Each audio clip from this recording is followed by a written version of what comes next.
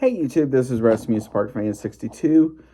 So a few weeks back, WWE released a good sized amount of talent from both Raw and SmackDown. And so I want to talk about that for a minute and talk about why that could be. Um,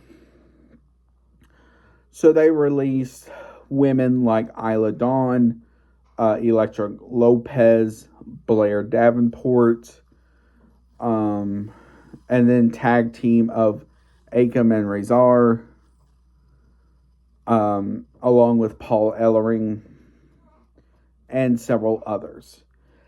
So I want to talk about that for a minute and see why.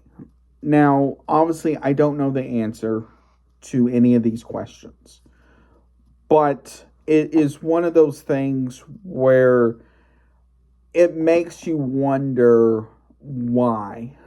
Because normally when WWE releases talent, it is after WrestleMania.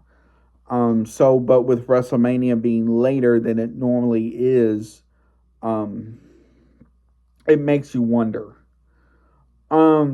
So let's go with AOP with Paul Ellering for a minute. So if you've watched Raw recently on Netflix, you would know that they weren't really shown much with Karrion Kross and Scarlett. I don't know if it was just due to them knowing WWE knowing that their contracts were about to get cut, so they were like, "Why should they be here?" Honestly, I don't know.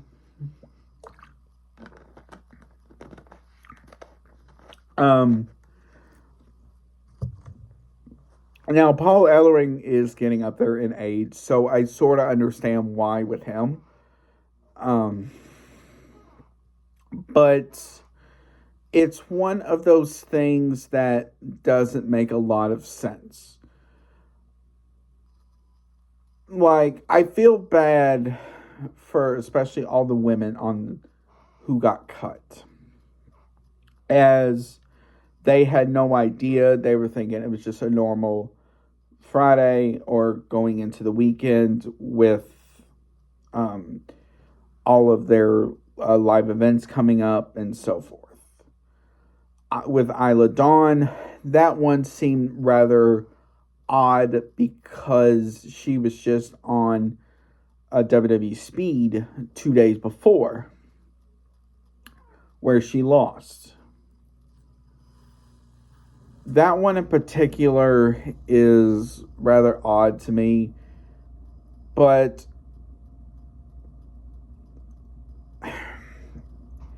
it always seemed like they preferred Alba Fire. So going back to WrestleMania last year, or not WrestleMania, Royal Rumble last year, she was the one who came in and not Isla Dawn. And so it seemed like you never really saw Isla wrestle much over the last several months leading up to her release. Now, I get it with creative. It's hard for them to come up with creative for everybody. I get that. But it just seemed like, Isla never really had the momentum. So it seemed like when her and Alba were tag team champions, they had somewhat momentum going for them. So they had, all these title opportunities and going on Raw and SmackDown and even NXT. And it seemed like once they lost them, a lot of that just kind of died down. And it makes me wonder, did somebody backstage have it out for her? The next person that comes to mind who did not really have any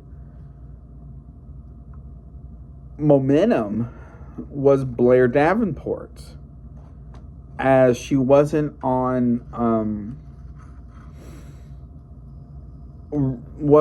at the Rumble. I mean, she was at the Rumble, but she was not in the Rumble. Supposedly, she was supposed to come out at number 30, but WWE decided to give it to Nikki Bella instead.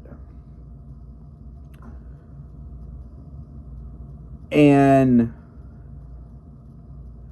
it just seemed like once she came up from NXT in the draft last year, she never got the proper push. But also at the same time, she never really got over with the fans. I don't know if it was her gimmick or what. There was about a month or two where she was with Isla and Alba. But that didn't really go much far. So it makes me wonder.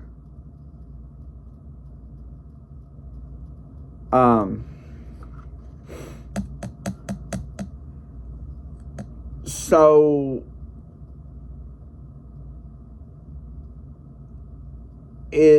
there's just a lot in there that makes no sense. And then releasing Duke Hudson back in early to mid-January, right before the Rumble.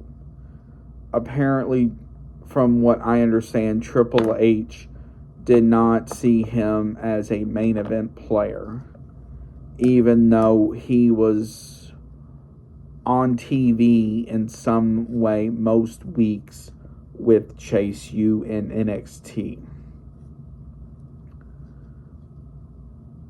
I don't understand what this company is doing as far as with talent, because you have all this new talent coming in with the NIL, with LFG, with all of that, but then you have all of these men and women just sitting in the back. Now, I give them credit for at least trying to figure out what to do with these men and women, but it's at a point where you just don't really know.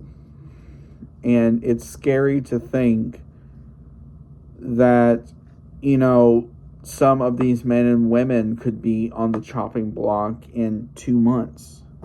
You just don't know when the next set of releases are going to happen. Now, obviously, there are going to be more releases in the coming months, probably, because there's typically releases right after WrestleMania.